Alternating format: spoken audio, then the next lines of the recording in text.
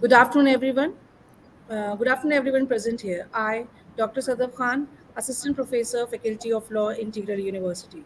On behalf of the entire Faculty of Law, I warmly welcome you all in the 30 Days Interdisciplinary Faculty Development Program on emerging trends in administration of criminal justice system and forensic science. Today, we begin our technical session as per the second module on the topic vicissitudes of the court system and role of judges in the development of law. With our today's resource person, Dr. Manvin Kumar Tiwari sir. Sir currently working as an associate professor and dean of the faculties at Dharmshastra National Law University since 2019. He is also holding the charge of Controller of Examination. Sir has more than 15 years of teaching and research experience. Sir has been teaching in the National Law Universities since 2008, immediately after completing his LLM. He has worked at Ram Manohar National Law University, Lucknow, and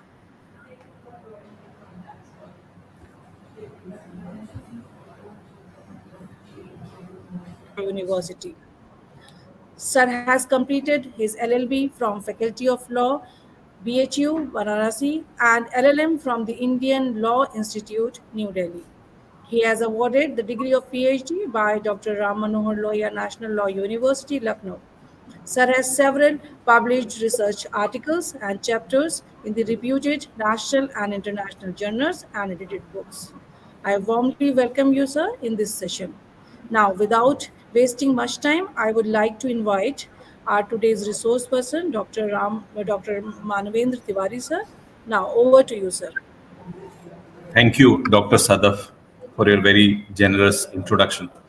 And thank you to Integral University and the Department of Law, uh, head of the Department of Law, Dr. Seema Siddiqui, for giving me this opportunity to speak here in this faculty development program.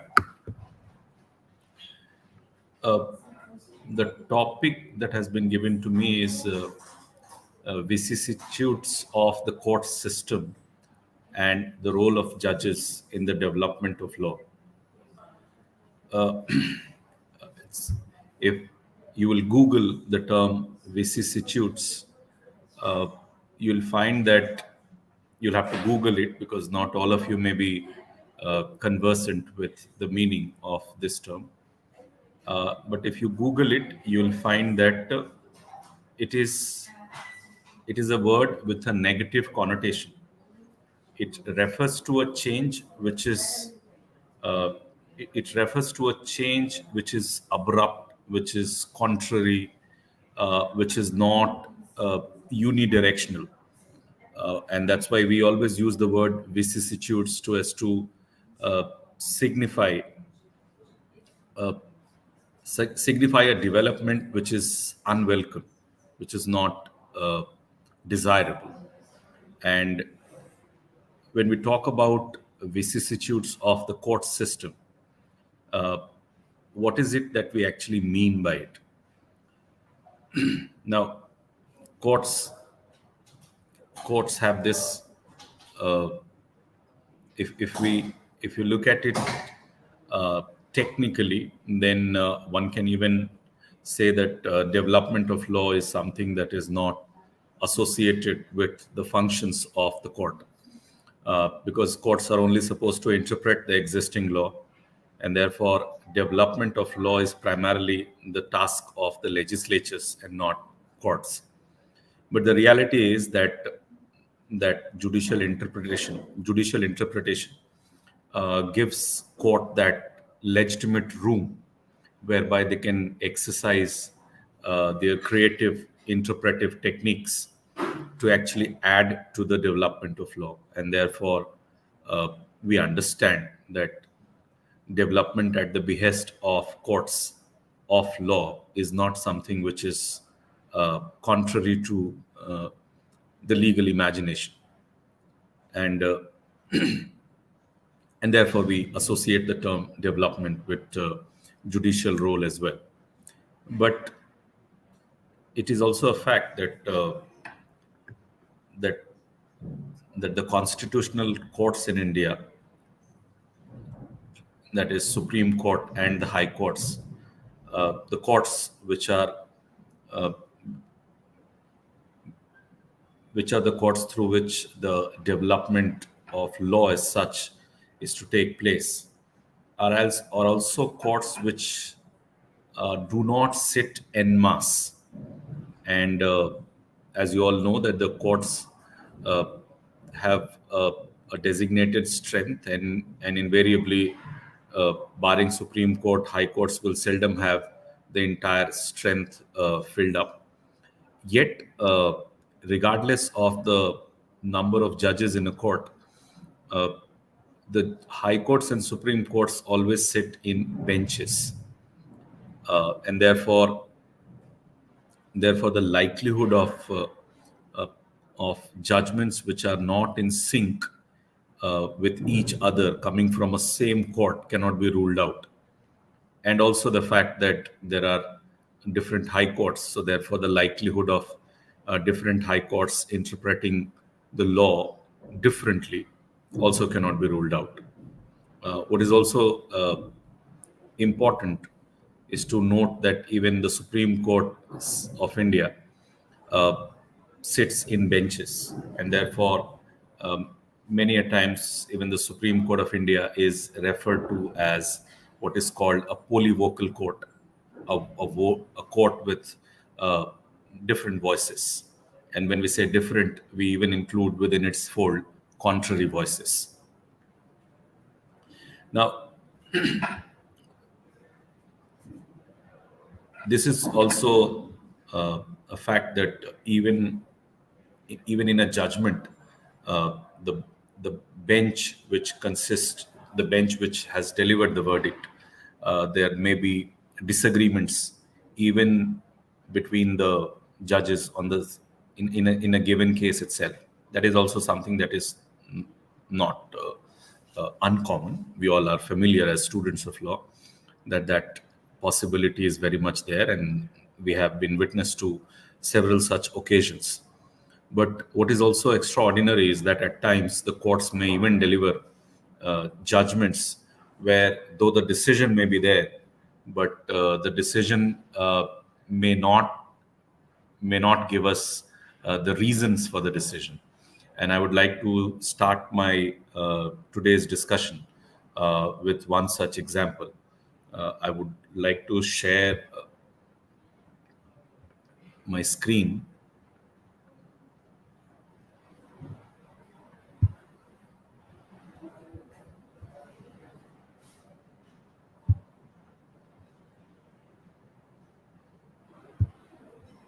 Yeah. Okay. I hope it is visible.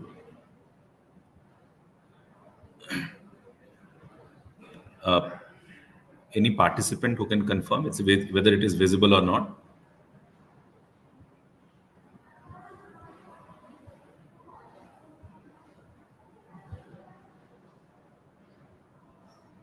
Okay. So I think it's visible now. So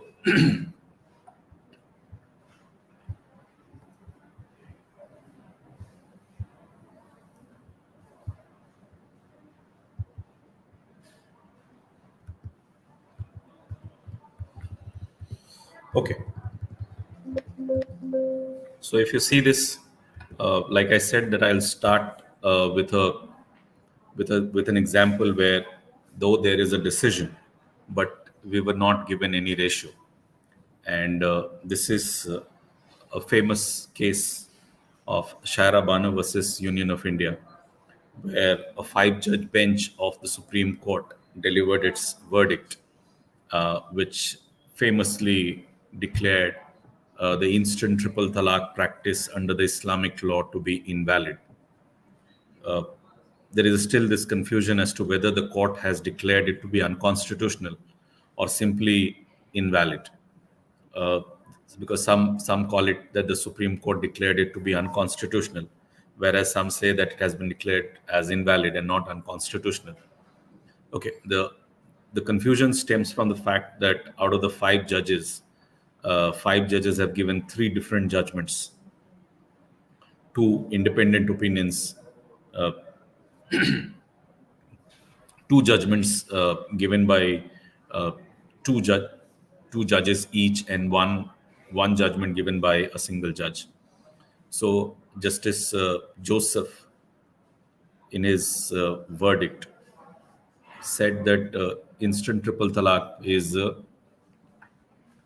un-Islamic and hence invalid, whereas the other judges, Justice Kheher, Chief Justice Kheher, in his judgment said that it is Islamic, and hence the courts, it is part of Islamic law, and hence courts do not possess the authority to declare its vice.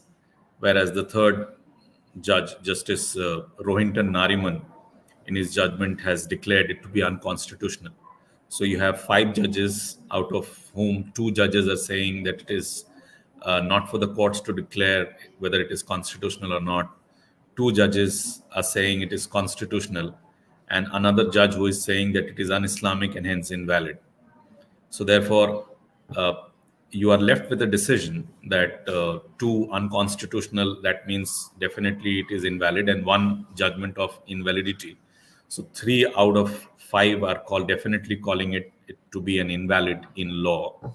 And but uh, when it comes to the reasons of the decision, you do not have a single reason in which is backed by three out of the five judges. So therefore, despite being so celebrated, Shaira Bano judgment leaves us with no reason that we can attribute as the reason of the Supreme Court of India. So that tells you how complicated at times the very system that we have of binding judicial precedents or precedents coming from the Supreme Court and High Court can itself become so complicated that though we would accept the decision, but will not be knowing the reasons for the decision. And as a students of law, we know that it is only the reasons which count as precedents and not the decision. And therefore, despite the fact that it is hailed as such an important judgment of the Supreme Court, but it has not given any roadmap for future, because the judgment is without any ratio. Uh, Now, coming to the theme of this faculty development program, which is mainly in respect of criminal laws. This is a slide which I have made just to show uh, how the judges don't like the constitutional courts in India being referred to as polyvocal courts. And this is a very recent statement coming from Chief Justice of India, D.Y. Chandrachud, who said on 22nd, reported by Live Law on 22nd August, that Supreme Court is not a polyvocal court. It's a people-centric court. Okay, so obviously, like I said, that the judges would not like that the courts where they preside over as judges is labeled as polyvocal court. But the reality is that the judges sit in benches, and therefore the likelihood of contrary multiple voices on a given subject, on a given issue coming from the same court cannot be ruled out. And therefore, uh, this is the reality. Now, coming to some of the examples which exhibits before us this fact that the Supreme Court of India is in fact a polyvocal court, and therefore the vicissitudes of individual judges, the vicissitudes of individual judges uh, play an important role uh, in muddying the in waters, and therefore the lack of clarity is often at times attributed to the judges of the highest court itself. Now, I would talk about this judgment of the Supreme Court of India delivered in 2008, Swami Shraddhanand versus State of Karnataka. Now, in this case, for the first time, the Supreme Court of India decided that that that an offense for which the punishment is either life imprisonment or death penalty, then in that case, the meaning of life imprisonment can be construed differently by the judges. By differently, they meant that though though under the Indian Penal Code, life imprisonment actually means imprisonment for life. But if the provisions of Indian Penal Code are read together with the provisions of the Code of Criminal Procedure, uh, then uh, then the executive remission powers come into play, and according to the provisions of the Code of Criminal Procedure, if a life convict has undergone imprisonment of not less than 14 years, then the appropriate government may decide to release that person by exercising its power of remission. That means every life convict, every person who is sentenced to imprisonment for life, uh, is capable of being released uh, from jail, provided she or he has completed 14 years as a prisoner. In this case, Swami Shraddhanand versus State of Karnataka, the Supreme Court of India uh, said that judges in such cases where the option is between life imprisonment and death penalty, they can choose forms of life imprisonments as well. And in this case, the court said that the person convicted uh, for murder in this particular case uh, deserves to be sentenced to life, and the life sentence has to be such where the person must remain in jail for the remainder of his natural life. That means the court took away the power of remission of the appropriate government as it is available to it under the Code of Criminal Procedure. Now, interestingly, the court said that that if life imprisonment can be given by the court in respect of the crime committed, and death penalty is also an alternative punishment, then literally what the court said in this case was that life imprisonment and death penalty are actually range of punishment, and these two are not two alternative punishments, that the court is only bound to choose one, and one out of the two. The court said that if life imprisonment is an option, death penalty is an option, then something in between is also an option. Okay. And though simultaneously the court was also calling these kinds of life imprisonments also as examples of life imprisonments only, but simultaneously there was also this justification that it is after all a range of punishment. Importantly, if you look at the provisions of substantive criminal law, invariably you will find that the punishments prescribed under the substantive criminal law provide for a range of punishment. They would either only provide the maximum punishment, and that would mean that up to maximum punishment is the range, whereas in respect of some punishments, you will have the minimum punishment prescribed and the maximum punishment prescribed. That means the minimum up to maximum is the range of punishment. Whereas in cases where life imprisonment and death penalty is an option, uh, in all such cases, life imprisonment is invariably another option. Now, until now, we used to read life imprisonment and death penalty as two alternative punishments, and not as if that the life imprisonment up to death penalty is a range of punishment provided. Interestingly, you have for the first time Supreme Court telling us in this case that life imprisonment and death penalty are not necessarily to be read as two alternatives. Rather, life imprisonment up to death penalty is also the correct reading of the punishments prescribed for offenses in which death penalty is a punishment. Now, the import of this judgment was extraordinary. Like in this case, the court decided to give life imprisonment without uh, remission, and and said that the person must remain in jail for the remainder of his natural life. But following this judicial precedent, the Supreme Court, in another case, that is Haru Ghosh versus State of West Bengal, 2009 Supreme Court, and another one in Dilip Premnarayan Tiwari versus State of Maharashtra, 2010 Supreme Court. The Supreme Court in Haru Ghosh gave life imprisonment and gave a specific life imprisonment of not less than 35 years. So 35 years imprisonment was given to the accused person in Haru Ghosh case, following the logic of Shraddhanand Swami that life imprisonment up to death penalty is actually a range available to the judge in a given case. Likewise, in Dilip Prem Narayan Tiwari versus State of Maharashtra, the Supreme Court gave the sentence of 20 years.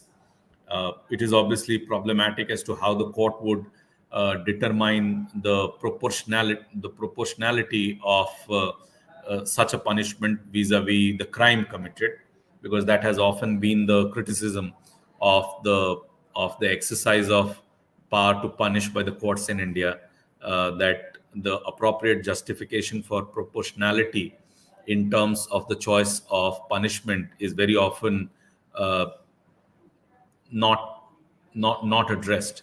So in these judgments also, uh, that question remains, that criticism is constant. However, the fact that the court here is giving a punishment not prescribed specifically in the substantive law makes it all the more pressing on the part of the judges to actually justify how would they come to the conclusion that in this case the convict deserves to be sentenced for 35 years or 20 years.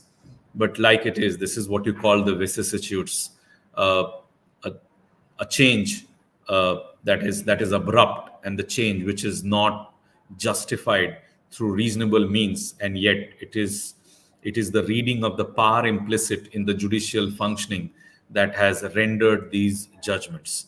And that is the only way we can understand these judgments. It's very hard to comprehend, to make a distinction as to who among the three murderers, who deserves to be sentenced for the remainder of his lifetime, who deserves to be sentenced for 35 years, and who deserves to be sentenced for 20 years.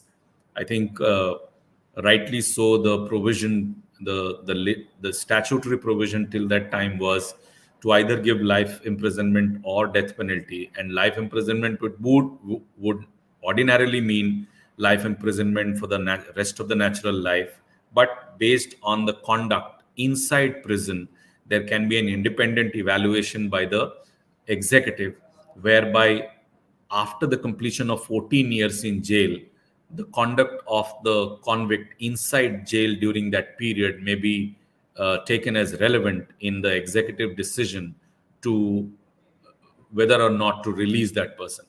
I guess that was a prudent measure that was there in the substantive law of Indian Penal Code, but the court, because of this extraordinary reading of the provisions of the Indian Penal Code, whereby life imprisonment and death penalty were, rather than being read as two alternative punishments, were actually read as range of punishments available to the judge. The judge has the judges have come up with this extraordinary precedent, giving rise to extraordinary subsequent judicial verdicts on extraordinary terms of imprisonment. Okay. This, I guess, is a perfect example of what can be labeled as judicial vicissitudes. Then you have this judgment of V. Sriharan versus Union of India. This is a 2014 judgment of the Supreme Court, another five-judge bench judgment of the court, that is Constitution Bench. Now, in this case, the Supreme Court, again, this is again an example of judicial vicissitude, because the court in this case, in respect of its judgment that life imprisonment option gives this option to the judges to even take away the power of judicial remission for a fixed number of years, or for the or it can be completely taken away in cases where the life imprisonment has to compulsorily extend to the natural life of the remainder of the natural life of the convict. In this case, the Supreme Court, by a 3 is to 2 majority, again a split verdict, and a very narrow majority of 3 is to 2, the Supreme Court of India said that though life imprisonment and death penalty uh, options give the court this option also to determine specific terms of life imprisonment, including a punishment whereby the punishment can extend to the natural life, rest of the natural life of the convict. Yet, such a punishment is only to be given by by either by the High Court or by the Supreme Court. That means, according to the Supreme Court of India, the Sessions Court, which also can give death penalty, this option of giving specific terms in case of life convicts, extending up to the remainder of the natural life of the convict, this judicial discretion, which is flowing from a statutory provision, is not available to sessions courts. Now, this is extraordinary, because at one place you are saying that this is not an exercise of inherent powers by the High Court and Supreme Court. You are calling it a legitimate judicial interpretation of the statutory laws, and yet at the same time you would say that because of the complexities involved, such an exercise of power is not to be carried on by the sessions court. This is something which is which is exclusively the power of high courts and Supreme Court. Yet the power of the High Court and Supreme Court to do so also flows from the statutory provision itself, and yet the power which flows from the statutory provision is not available to the sessions court. This is truly extraordinary, truly an example of what can be labeled as a judicial vicissitude, uh, an abrupt change which is undesirable, an abrupt change which is solely attributable to the acknowledgement of power which the judges possess as the interpreters, devoid of any judicial or interpretive consistency. The minority in this case rightly highlighted, according to me, the fact that this kind of exercise of penal discretion is uncalled for, because they pointed out the fact that a judge would exercise the discretion to not give death sentence, but to give a life imprisonment which is not ordinary life imprisonment, either by specifying specific term of life imprisonment beyond 14 years, uh, or giving a life imprisonment for the remainder of the natural life of the convict. The fact remains that these are not the cases, according to the judge, which fall in the category of rarest of rare. Because if the case would have fallen in rarest of rare category, then the punishment would have been death sentence.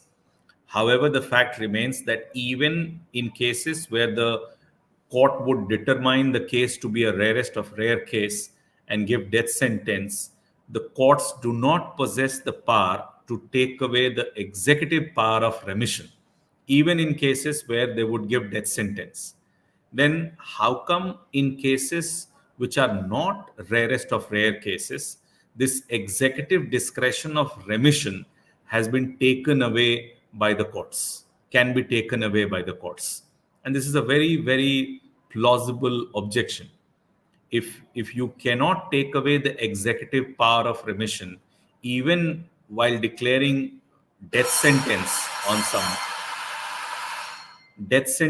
some person, how can you, in a case where you are saying that this is not a rarest of rare case, and yet you take away the executive power of remission by giving either specific terms of punishment, or by giving a punishment of life imprisonment uh, for the remainder of natural life, whereby you completely take away the executive power of remission. Okay, so that tells you how some very sometimes very obvious reasons can be ignored, even at the level of the Supreme Court of India. So this is one. I would again come to some other examples of what can be labeled as judicial vicissitudes vis-a-vis the development, or a development which is backward, we can say, uh, in the realm of criminal law. So I would refer to the few cases of death row. Some of you, or most of you, might be already aware of this fact, that according to the Supreme Court of India, even a person who has been sentenced to death, till the time he or she is actually executed, that means till the time the person actually dies, that means till the time the person remains in jail, the person's right to life under Article 21 is still alive. That means even a person sentenced to death who is on death row has a legitimate right to bring a case of violation of Article 21 before the court, till the time his right to life has not been actually taken away by way of actual execution. Now, following this principle, the courts in India have held that a person who remains on death row, that is, a person who has been sentenced to death either by the Sessions Court or by the High Court, if there is inordinate delay while that person remains on death row, that inordinate delay, the determination of inordinate delay, will have the consequence of computing the death sentence into life imprisonment, because inordinate delay amounts to torment or mental torture. It's a cruel and dehumanizing treatment which is violative of Article 21. Now, this is a principle, a good one, and this principle has remained constant right from the time when India became independent till 2023.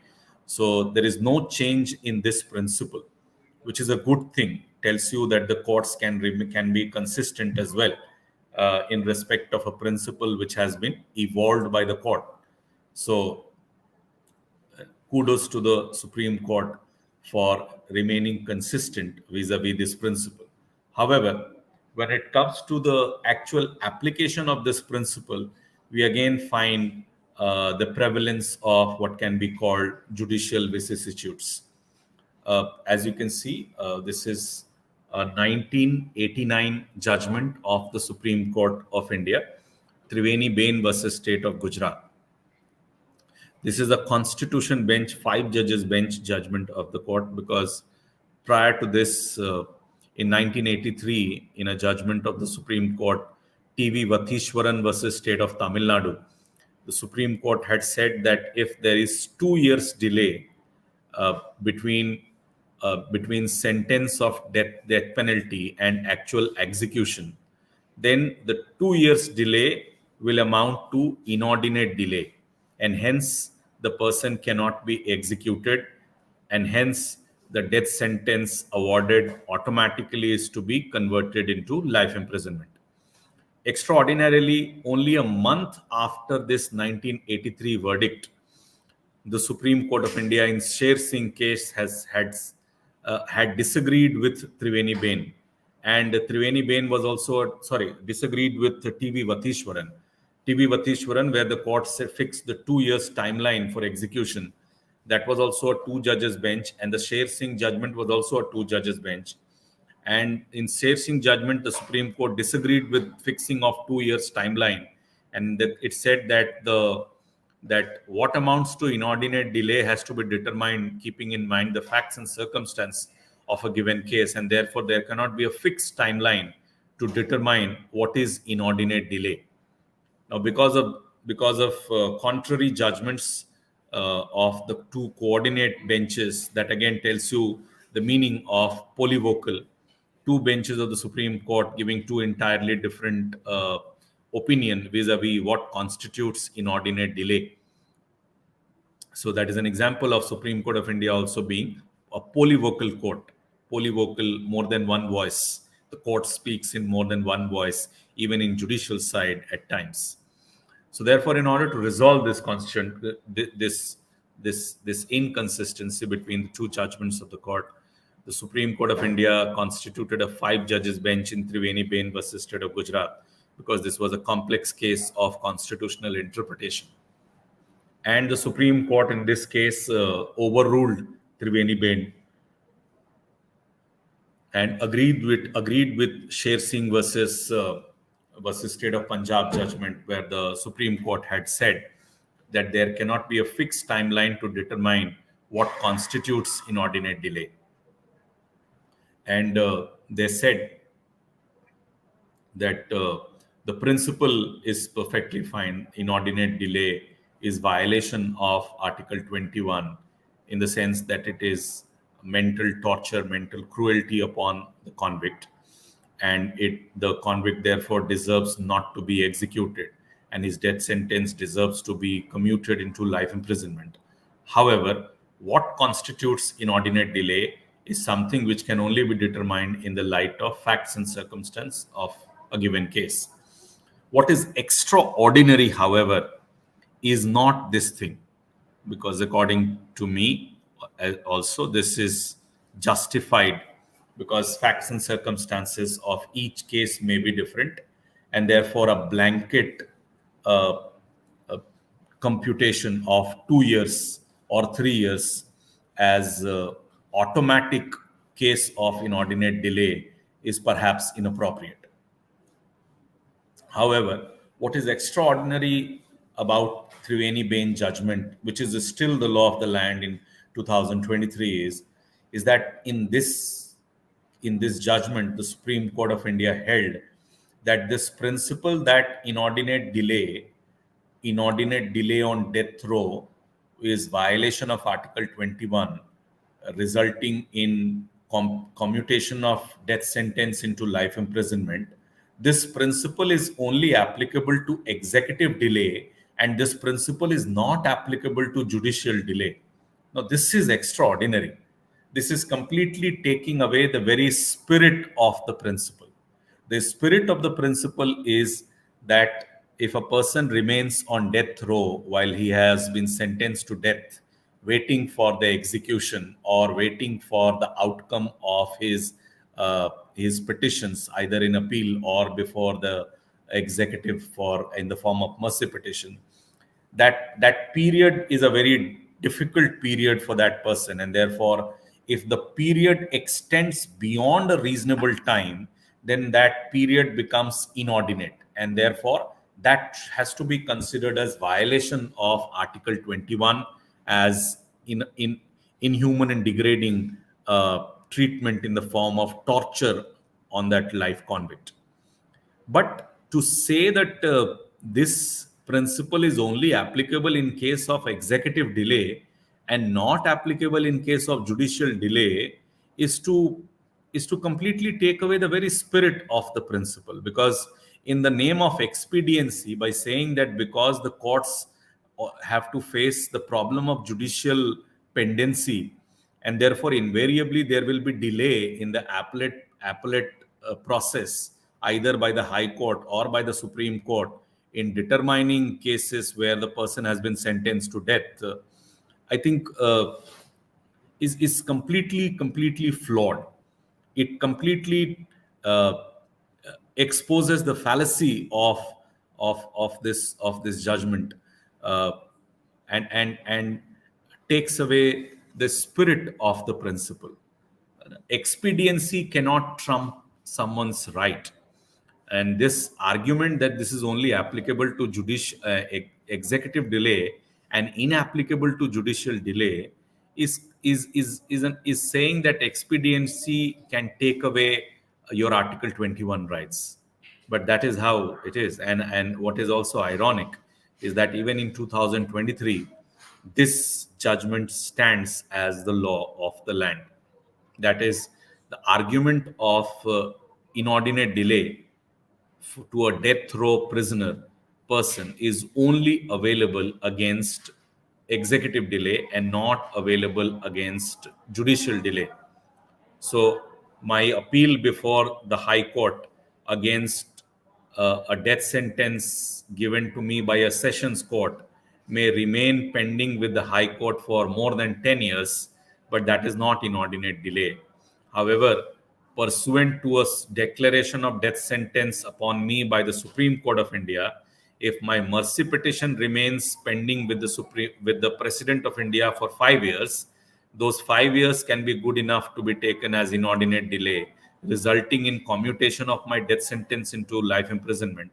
But 10 years of judicial delay at the appellate stage by the High Court or by the Supreme Court is not good enough for me to become the beneficiary of this principle. The question is how the two instances are qualitatively different vis-a-vis the mental agony, mental torture, mental trauma that I suffer as a life convict while I remain in jail as a death row prisoner. Tells you again how the argument of expediency has trumped the very spirit of Article 21 in this case, and again, in a way, tells you how uh, how this judicial vicissitude can at times result in judgments which completely take away the spirit of a constitutional provision, no less than Article 21. Now, I'll again tell you a few instances of the application of this very principle in Devinder Pal Singh Bhullar versus State National Capital Territory of Delhi. This is a 2013 verdict. Now, in this case, the death row prisoner Devinder Pal Singh Bhullar, he came to he came to the Supreme Court by way of a curative writ petition to argue that the president who has rejected his mercy petition has rejected his mercy petition after inordinate delay, and hence he cannot be executed. Now, the Supreme Court of India, again, extraordinarily, rejected his claim not by stating that the delay by the President of India is not inordinate, but by stating that a person who has been convicted and sentenced to death penalty under an anti-terror law cannot be the beneficiary of this principle, cannot take this argument. Now, this is again extraordinary. So, the Supreme Court in this case made a separate category within the rarest of rare crime. It segregated rarest of rare offenses which are not terror offenses and rarest of rare offenses which are terror crimes. So in terror rarest of rare crimes, the convict does not deserve to get his death sentence commuted into life imprisonment, irrespective of the fact that the period undertaken by the president in deciding the mercy petition was inordinate. However, just after a year, this in Shatrughan Chauhan versus Union of India, kindly ignore the spelling mistake in Chauhan. Shatrughan Chauhan versus Union of India, that's a 2014 three judges bench judgment of the Supreme Court. Now, the Supreme Court in this case declared that the Devinder Pal Singh Bhullar is a judgment per incurium. They said it's a wrong judgment. They said there cannot be justified argument of making categories within rarest of rare. And the court said every convict sentenced to death, whether sentenced to death under an anti-terror law or under an ordinary law like Indian Penal Code, if there is inordinate delay by the executive in deciding the mercy petition, that person deserves to get his death sentence commuted into life imprisonment. So the Supreme Court, rightly in Shatrughan Chauhan, decided that Devinder Pal Singh Bhullar judgment of 2013 has been wrongly decided by the Supreme Court. And again in 2014, following the verdict of Shatrughan Chauhan, wife of Devinder Pal Singh Bhullar filed this petition before the Supreme Court of India.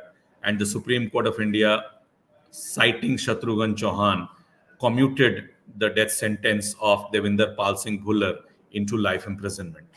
But this is an extraordinary saga, tells you how uh, how indifferent and how non-directional has been this been the judicial application of this judicially evolved principle of inordinate delay on death row, and how such an extraordinary humanitarian principle of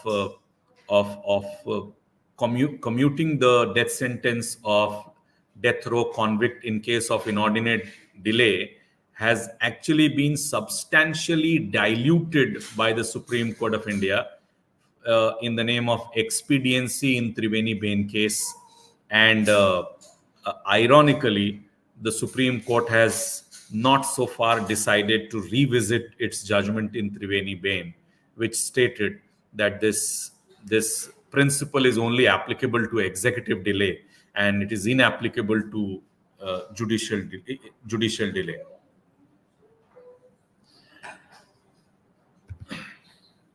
This is again Devinder Pal Singh versus National Capital Territory. This is, I gave you the example in the previous slide of the judgments of 2013 and 14 vis-a-vis Devinder Pal Singh Bhullar.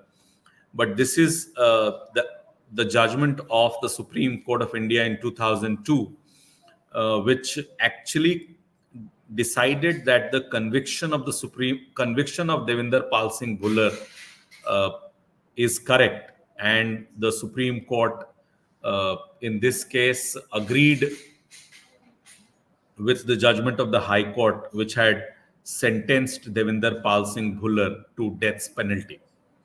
But what is again extraordinary in this case is that it is a 3 judges bench judgment. This is a 2002 verdict. This is a 3-judge bench judgment.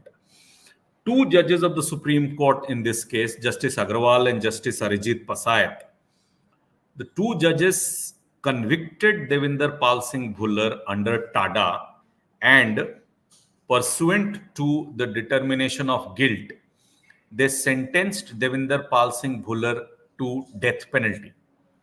Whereas the 3rd judge, Justice Shah, in this case, declared Devinder Pal Singh Bhullar to be not guilty, and according to him, Devinder Pal Singh Bhullar deserves to be acquitted.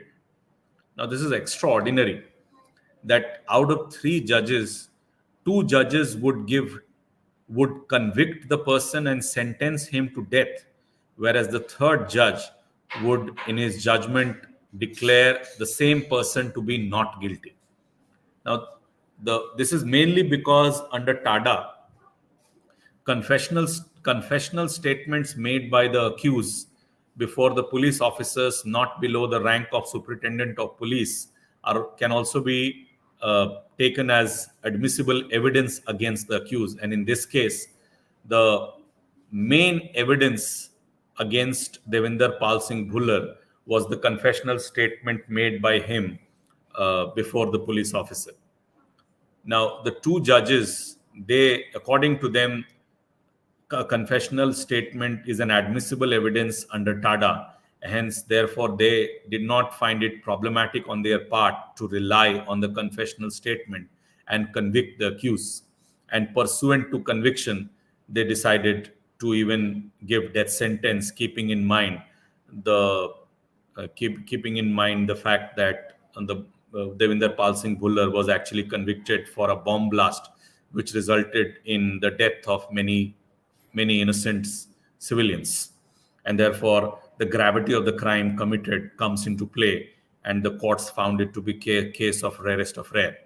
But what is extraordinary is that the 3rd judge said that if the sole incriminating evidence is a confessional statement made by the accused.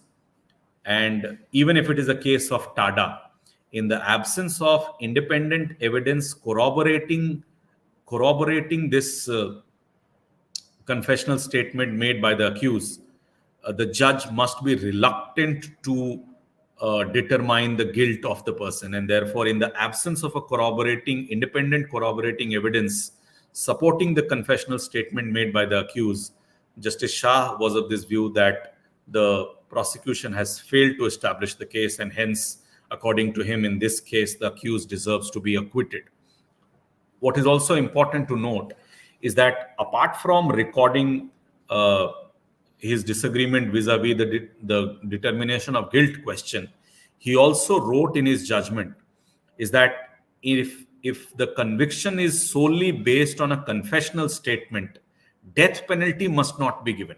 That means what he not only disagreed with the majority vis-a-vis uh, vis-a-vis the determination of guilt question, he also disagreed with the majority vis-a-vis their determination of death sentence. He said if the conviction is solely based on a confessional statement, then that death sentence must not be given, which again is a very valid point to raise, because in a confessional statement based conviction, there is a likelihood of coercion being employed by the police officer, even if the police officer is not below the rank of superintendent of police. And therefore, law must make every effort to save the life of an innocent. And that is why, even if the conviction might be based on confessional statement under an anti-terror law, yet if that is the sole basis of conviction, in such cases death penalty must not be given. But what is ironic is that not only the majority chose to ignore this advice of the minority, even the president of India, late late Shri Pranab Mukherjee, he decided to reject the mercy petition, uh, that too after considerable delay. And even he did not pay attention to, or he did not the find Justice Shah's intervention good enough for him to actually accept the mercy petition. This is extraordinary. It tells you how individuals vicissitudes at times becomes the substitute for law, especially in the garb of interpretation, because interpretation very often is an individual exercise compared to compared to the legislature, which is always a group exercise.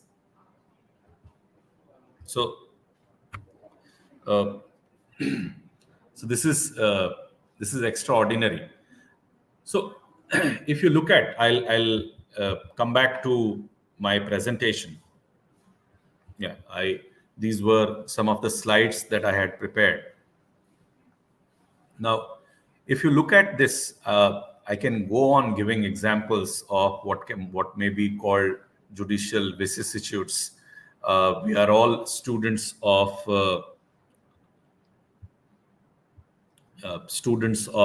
law, and I guess it's an interdisciplinary workshop. So you may not be a student of law, yet we are all students in a way of life, and therefore we have all studied what is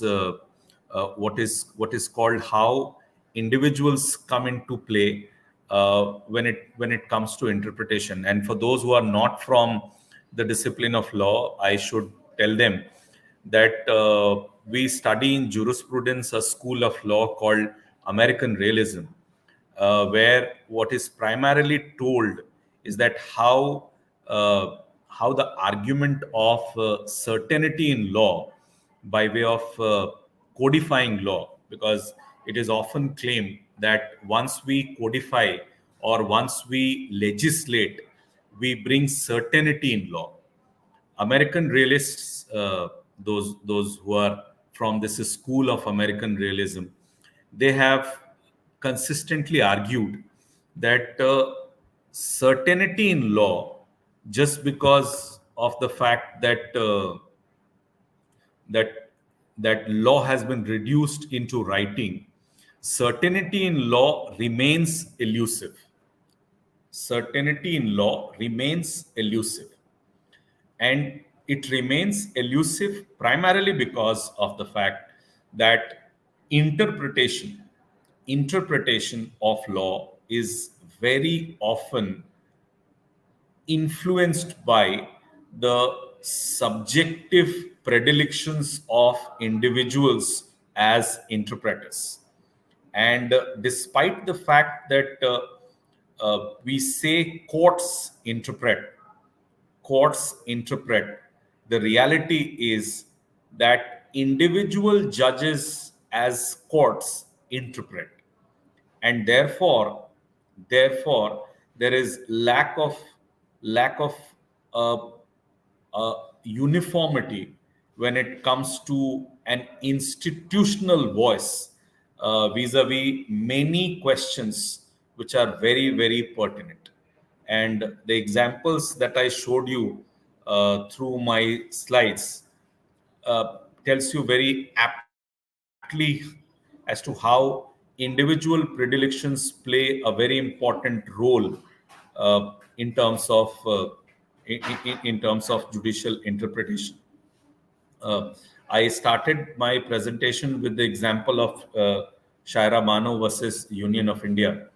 If you will read, I'll recommend you to read an op-ed article written by Pratap Bhanu Mehta, published in Indian Express after this Shaira Bano judgment.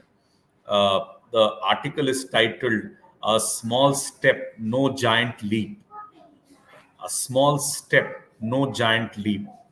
And there, Pratap Bhanu Mehta highlights in his article that how Shaira Bano judgment, despite the fact that the media or the people may talk about so much about the judgment, the reality is that it is no giant leap. And why? Because he says that if you read the judgments, the three judgments of the Supreme Court in Shaira Bano case, it it tells us that even in respect of some fundamental claims vis-a-vis right to equality, you have no consensus even among the Supreme Court judges. And he writes that it tells that lack of consensus vis-a-vis even what he calls the first principles of law in the judges of the Supreme Court uh, is is a testimony to the fact that despite the fact that it's been 70 years, even at the level of Supreme Court, there is uh, lack of consensus even in respect of the first principles of law. And by first principles of law, he meant the right to equality. So that is something that is a very important message that we all need to keep in mind. And this is a problem which scholars very often have to confront, because at times a very liberal uh, a judge may have a very different outlook as a judge, as an interpreter, whereas a judge with a different philosophy may have a completely contrary outlook and philosophy as a judge. But the problematic part is that it leaves an ordinary individual, an ordinary student, wondering as to whether both of them represent the Supreme Court judges only, or both of them represent judiciary as a whole, who is an anomaly to the rule. And those questions become very, very complex. So therefore, it is true that the judicial intervention has played a pivotal role in the development of law, but at the same time, our take on this credit, according of credit to the court, must remain a nuanced one, where we must not automatically start celebrating judiciary as the torch bearer of positive development, we must always keep in mind the fact that individual vicissitudes of individual judges have also, in a way, stifled a, a desirable directional shift which could have been accorded to the development of law. So with this, I guess I'll stop here. If anybody has any questions or observations to make, I'll be happy to. Thank you, sir. So now we have a question and answer round. Answer from our participant side. The question number one is, sir, can you explain how the court system has evolved over time and what major changes have influenced its development? You can see the question in the chat box. Okay, okay. Yeah, this is a very generic question as to how the court system has evolved. And like when my today's talk was not about how the court structure has evolved. It was mainly about how the judicial philosophy as such has been inconsistent. So therefore, uh, I guess if the question is about structure, then it is not related exactly to my today's talk. Nevertheless, I guess I'll answer this question by assuming it to be a question which is not about the structures, rather it is actually about how the judiciary as such has, in a way, evolved as a system. I would say that yes, courts uh, courts have been in a way uh, the carriers of what can be called constitutional morality, because though we may talk about individual predilections of individual judges, maybe the reason behind the lack of a unidirectional or a directional shift in the development of law, but the fact remains that the judges are apolitical agents, and therefore even their individual subjective predilections which may have adversely impacted the law, those are not changes that were influenced by their desire to bring about to to bring that change. And the fact that they are not they are apolitical agents, and that's why very often the judges or and judiciary as a whole has played the role of what can be called as the moral compass of the Indian society as such. Because even recently, some of the landmark judgments that you would see, you will find that the society as such is not accepting those verdicts of the court, and yet the court has chosen to deliver its verdict, acknowledging that it will probably take some more time for the society to actually embrace those changes. To that extent, yes, the courts have played the role of a moral compass for the society that we inhabit. Yes. So next question, that is, so could you explain the concept of judicial activism and its implication for the development of law? Okay. Now, judicial activism, actually, according to me and according to many other people who study activism, I think it has two meanings. One, where you only say that you would want the courts to be active, and therefore judicial activism is not an anomaly, and judicial activism therefore is actually a praise, where you acknowledge the fact that you have an active judiciary, and hence infringement, violation of right questions are taken in its right spirit, and therefore it is the term therefore is a praise.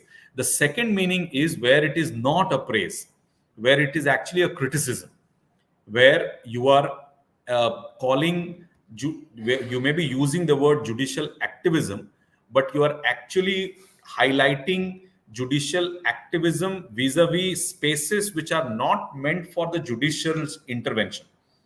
And therefore, I guess whenever you come across the term judicial activism, you must be you should first try and understand the context in which the term has been used, whether it is actually a criticism or is it a praise.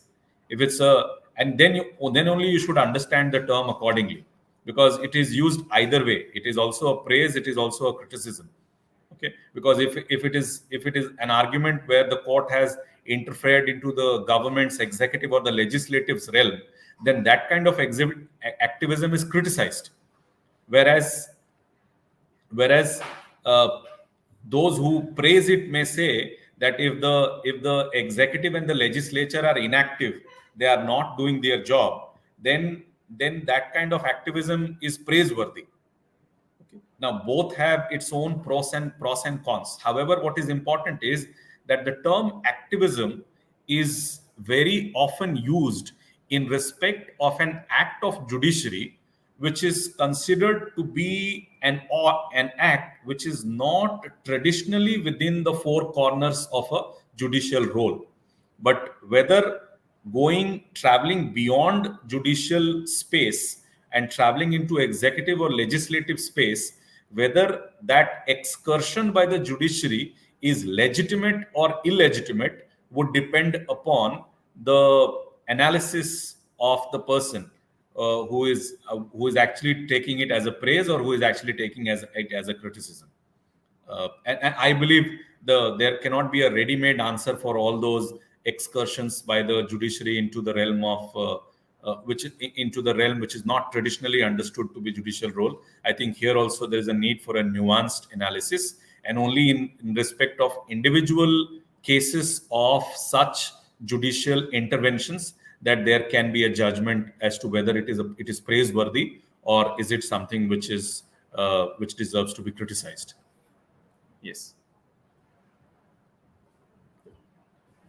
If there are So next question is, so how does judiciary tackle issues related with legislative proceedings in lawmaking? How does judiciary take up cases related to legislative proceedings in lawmaking? Okay. Yes. Now, this is again a generic question. Uh, courts, Indian courts, Constitutional Court and Supreme Court possess this power to examine the constitutional validity of the legislations passed by the legislature, be it state legislature or be it union legislature. The constitutional validity of legislations are primarily determined on two counts. One, whether the legislature which enacted the law possessed the requisite legislative competence to enact the law or not, and second, whether the law enacted is constitutionally permissible or not. Constitutional permissibility is determined vis-a-vis the consistency of the law enacted with fundamental rights. If the law is determined to be inconsistent with fundamental rights given under the Constitution, then the courts are well within their right to declare such laws to be unconstitutional. The third is a constitutional amendment. After Keshwanan Bharati judgment, even the constitutional amendment is amenable to judicial review, and the courts can declare even a constitutional amendment to be unconstitutional. However, the yardstick to determine the constitutionality of a constitutional amendment is not fundamental right but basic structure. And basic structure, as you all know, is not anywhere written in the Constitution. It is to be inferred via judicial interpretation, and accordingly the courts would determine whether a particular constitutional amendment is violative of the basic structure or not. And if it finds it to be violative, then even a constitutional amendment can be declared unconstitutional. Sir, last question. Uh, Parliamentarians in majority makes law, but one or two judges view accepted as a binding law. Question is this a vision of makers of constitution? Yeah, it's a very good question. Uh, if you do a Google search, uh, you after National Judicial Appointments Commission judgment, you must be knowing that there was a constitutional amendment which tried to change the existing system of appointment of judges to High Court and Supreme Court, which is presently done by a Supreme Court collegium. The Supreme Court of India Constitution Bench, by a 4:1 verdict, declared this to be an unconstitutional constitutional amendment. And as a result, we are still continuing with the collegium system of appointment. And like you said, that a law passed by the majority of the parliament being declared unconstitutional by one or two judges, is it the vision of the makers of the Constitution of India? If I were to answer this question, I'll say yes, because the framers of the Constitution of India knew it, that the Supreme Court or the High Court would sit in benches. That means two judges, three judges, five judges would sit in benches, and two judges can also declare a legislation to be unconstitutional, and yet they deliberately provided the power under Article 13(1) and 13(2). If you look at Article 13(1), it says pre-constitutional laws, if unconstitutional, if inconsistent with fundamental rights, are void. Likewise, post-constitutional laws under Article 13, Clause 2, if inconsistent with fundamental rights, void. And these two were drafted by the framers of the Constitution only. And then you have Article 32 and 226, vis-a-vis fundamental right violation measures can actually be brought before the court.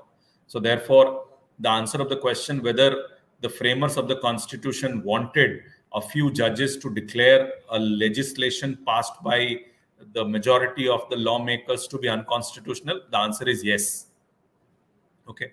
What is important is that if you are interested in this question, then you should read a bit of comparative constitutional law, because when you study comparative constitutional law, you will study that there are various forms of constitutionalism, and this form of constitution is called legal or judicial constitutionalism, where courts are provided with the power whereby they can declare even legislations passed by the competent legislatures to be unconstitutional. Whereas some countries follow a different model. Their legislations cannot be declared unconstitutional by the courts. Courts don't possess that power. And yet constitutionalism is there even in those countries. They believe that if a legislature has enacted a law which should not have been enacted, then probably that is to be taken care of by the electorate in the next elections. And interestingly, this is the model followed by United Kingdom. In United Kingdom, courts don't possess the power to declare legislations enacted by the UK Parliament to be unconstitutional. And they believe that the power of voters is good enough to look into all these misuse or abuse of the legislative power. So, but we cannot say that UK does not have constitutionalism. But yes, Indian model, the framers of the Indian Constitution disagreed with the UK model, and they categorically gave this power to the Indian courts by specifically mentioning it in Article 13 of the Constitution of India. So courts, few judges declaring legislations passed by the majority of judges to be unconstitutional is definitely not contrary to the vision of the makers of the Indian Constitution. Thank you, sir. Yes. Now the time is for the formal vote of thanks, and I convey my deep regards for your informative and knowledgeable lecture, sir. Thank you, sir. Thank you, Dr. Sadaf, and thank you to Integral University and Department of Law for this opportunity. Hope it Thank, was enriching. Thank you. thank you, sir.